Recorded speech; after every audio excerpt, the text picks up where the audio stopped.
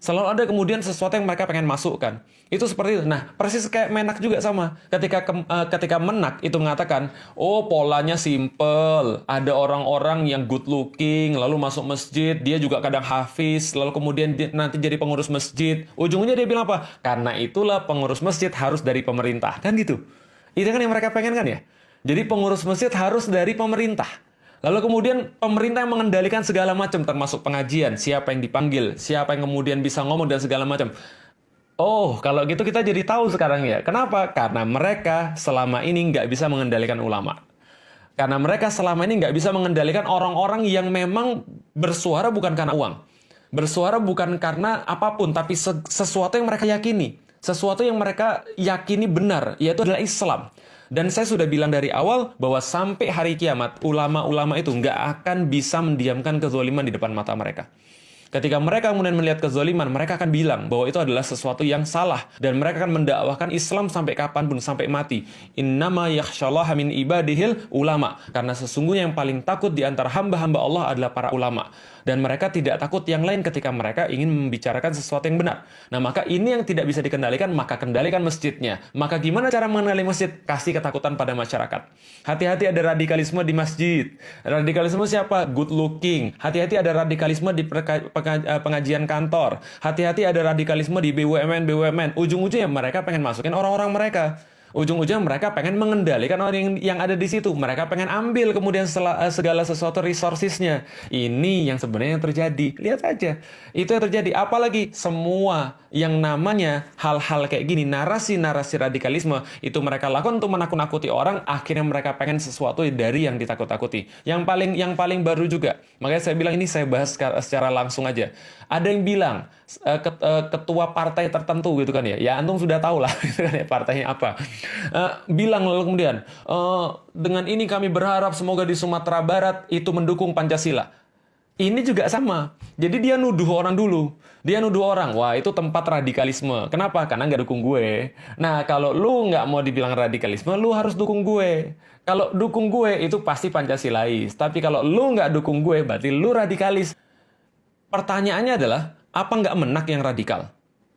Apa nggak menak yang kemudian perlu untuk belajar lagi? Jangan-jangan selama ini yang dia pelajari, yang dia ketahui tentang Islam itu ternyata tidak pas. Sehingga dia malah menuduh orang-orang yang menerapkan Islam dengan pas itulah orang-orang yang radikal. Ini standarnya apa radikal ini? Apakah standarnya radikal ini karena mendukung 212?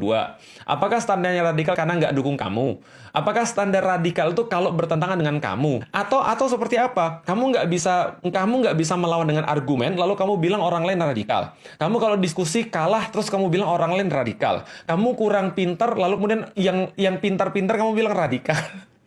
Ini standarnya apa? Jadi standar indikasi radikal itu apa? Karena ini penting banget. Kenapa? Kenapa penting? Kalau nggak ada standar, maka ini menjadi bola liar. Siapapun kalau nggak disenangi sama orang, dia bisa katakan radikal kalau dia punya kekuasaan. Kemudian saya sampaikan pada tahun 2017 awal di Masjid Gede Kauman, itu saya sampaikan bahwa saya sangat mengkhawatirkan karena beberapa berita, beberapa data, beberapa pola yang kita dapatkan waktu itu menunjukkan bahwa ada gerakan yang diusung oleh pemerintah mulai pada saat itu adalah gerakan deradikalisasi.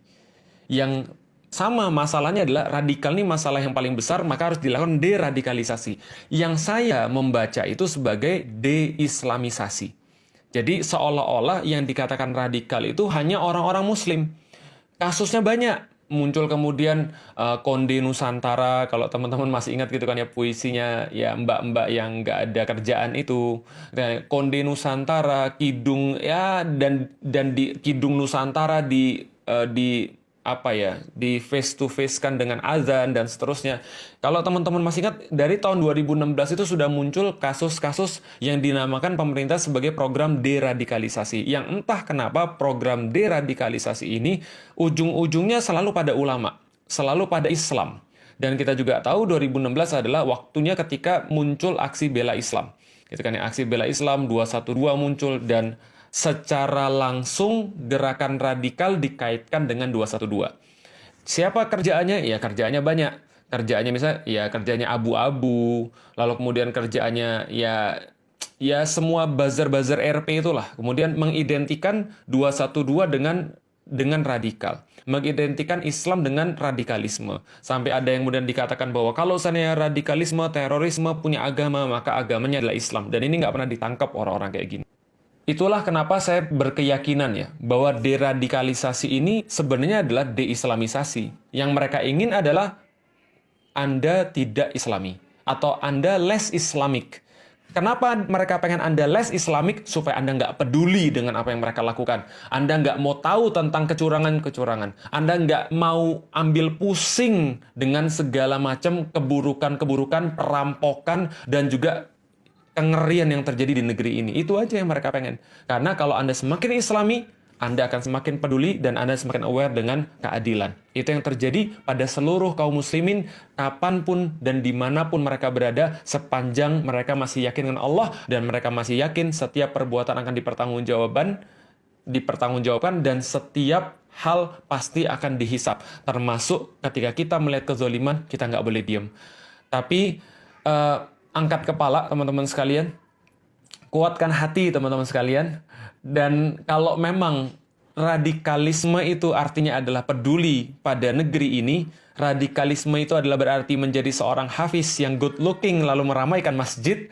Kalau radikalisme itu adalah yang dimaksud adalah bertahan pada Islam, lalu menggigit Islam seperti menggigit akar pohon, maka saya nggak peduli orang mau ngomong apa. Yang jelas teman-teman sekalian, saya nggak akan pernah berhenti untuk kemudian mencoba menjadi muslim yang lebih baik. Mencoba menjadi muslim yang lebih baik berarti peduli dan berarti pengen untuk berbuat segala sesuatu untuk menjadi lebih baik. Makasih teman-teman sekalian, barakallahu fikum, semoga bermanfaat. Mohon maaf kalau curhat-curhatannya terlalu radikal gitu kan. Tapi insya Allah tetap good looking. Mudah-mudahan bermanfaat dan kita doakan semoga menak kita itu menjadi orang yang semakin mencintai Islam, nggak bikin gaduh lagi, dan mudah-mudahan beliau legowo untuk mau mempelajari Islam sehingga standar dan indikasi radikal itu menjadi semakin jelas. Kita juga doakan semua orang-orang yang selama ini berkata tidak baik terhadap Islam atau tanpa sadar mereka mengatakan sesuatu yang tidak baik terhadap Islam, mudah-mudahan mereka mau untuk mengetahui Islam lebih dalam karena Islam itu sangat indah dan kita harus mendakwakannya. Makasih teman-teman sekalian. Assalamualaikum warahmatullahi wabarakatuh.